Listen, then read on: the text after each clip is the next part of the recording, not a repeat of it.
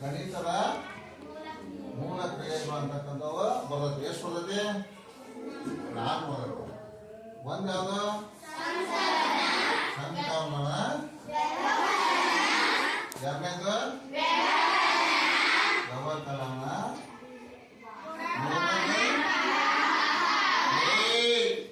ಮೂರನೇದು ನಾಲ್ಕನೇದು ಹೌದಲ್ಲ? 4 ಅದಾವ ಇವು. 4 ಅಲ್ಲಿನೂ ಬರ್ತವೆ. ಇವು 4 ಬಂದ್ರು ಸಾಕು. ಇವು 4 ಬಂದ್ರೆ ನಾವು ಮುಂದೆ SSLC ಒಳಗ ಹೈಸ್ಕೂಲ್ ಹೋಗ್ತಾರ ಅಲ್ಲಿಯೂ ಸಹಿತ ಇದ್ರ ಮೇಲೆ ನಿಮ್ಗೆ ಇಷ್ಟು ಬಂದು ಸಾಕು. ಅವರೆಲ್ಲ ಎಲ್ಲ ನಿಮ್ನೆಲ್ಲ ತೊಗೊಂಡು ಹೋಗ್ಬಿಡ್ತಾರೆ. ಈಗಂದ್ರೂ ಇದೆಲ್ಲ ಒಂದನೇ 226 ಹೌದಲ್ಲ? ಇದು ನಾವು ಕಳೆದಾಗ ಹೌದಲ್ಲ? ಇದಕ್ಕೇನಂತೇವೆ? ಇದಕ್ಕೆ ವ್ಯತ್ಯಾಸ ಅಂತ ಇದಕ್ಕೆ. ಇವೆರಡು ಸಂಖ್ಯೆ ವ್ಯತ್ಯಾಸ ಅಂತ ಇದಕ್ಕೆ ಗೊತ್ತಲ್ಲ? ವ್ಯವಕಲಕ ವ್ಯವಕಲ್ಯ ಏನಾಗಿರ್ತದೆ? ವ್ಯತ್ಯಾಸ ಇರ್ತದೆ. ಅದೇ ರೀತಿ ಗುಣಾಕಾರದಾಗ 34 ಗುಂಡೆ 9 ಇಲ್ಲೇನಾಗುತ್ತೆ ಗೊತ್ತಾ? ಇದು ನಾವು ಗುಣ್ಯ ಗುಣಕ ಗುಣಕ ಗುಣಲಬ್ಧ ಗುಣಕ ಗುಣಲಬ್ಧ ಗುಣಲಬ್ಧ ಅದಲ್ಲ? ಯಾವ ಬರುತ್ತೆ? ಗುಣಲಬ್ಧ. ಹಂಗಾರೆ ಇಲ್ಲಿ ಒಂದೆರಡು ಕೊಡಿದಾಗ ಗುಣ್ಯ ಯಾವುದು ಗುಣಕ ಯಾವ್ದು ಅಂತ ಗೊತ್ತಿರ್ತಲ್ಲ? 34 ಯಾರು 50 ಏನಿದಾಗ 34 ಏನದ? 34 ಏನಿದೆ ಅಂತ ಅಲ್ಲಿ ಇನ್ನ ಹಾಕೇನಿಲ್ಲ ಇದ್ರಾಗ ಗುಣ್ಯ ಎಷ್ಟು? ಗುಣಲಬ್ಧ ಎಷ್ಟಾಗಿದ್ದಾರೆ? 9 36 ಹೊರಗಡೆ 9 36 6 ಕೈಲ 9 ಮೂರಲೆ 30. ಇದು 306 ಏನಿದೆ? ಇದೇ ರೀತಿ ನಾವು ಭಾಗಾಕಾರಗಳು ಸಹಿತ 4 ಸ್ಟೆಪ್ಗಳನ್ನು ನೋಡ್ತೇವೆ. ಎಷ್ಟದವ? 106 ಹಣ್ಣು ಅದಾವ. ಇದು ನಾವು 9ನೇ ಸಮಾಕಾರ. ಭಾಗಾಕಾರವು ವ್ಯವಕಲನದ ಸಂಕ್ಷಿಪ್ತ ರೂಪ ಅಂದ್ರೆ ಭಾಗಾಕಾರವು ವ್ಯವಕಲನದ ಸಂಕ್ಷಿಪ್ತ ರೂಪ.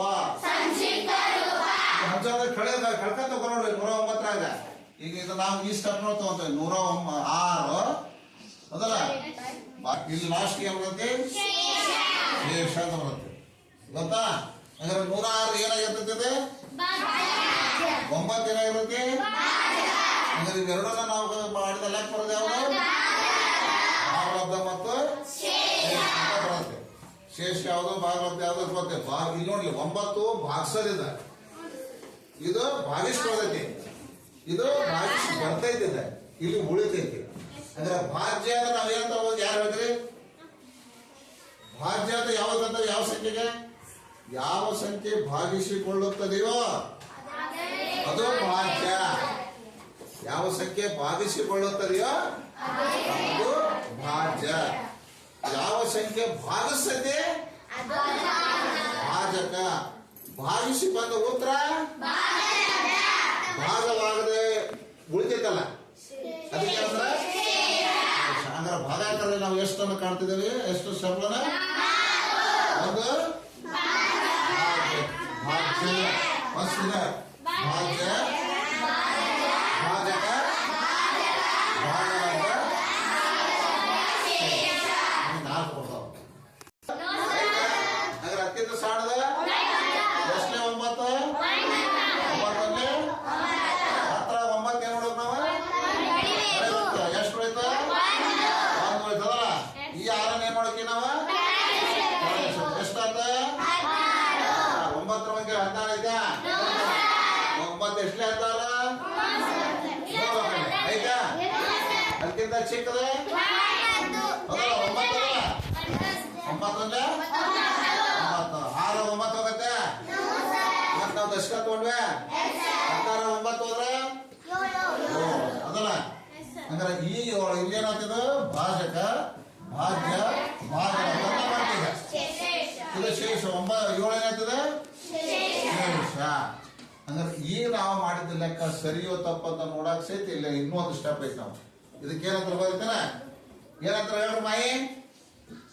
ನಾಳೆ ನೋಡ್ಬೋದು ಅಂತ ಒಂದೈತೆ.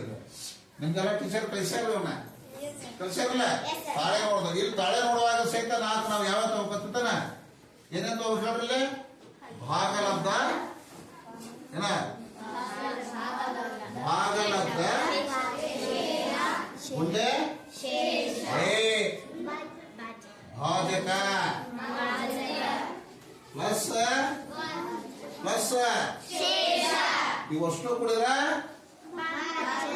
ಭಾಜ್ಯ, ಇವಷ್ಟು ಕುಡಿದ್ರೆ ಭಾಜ್ಯ.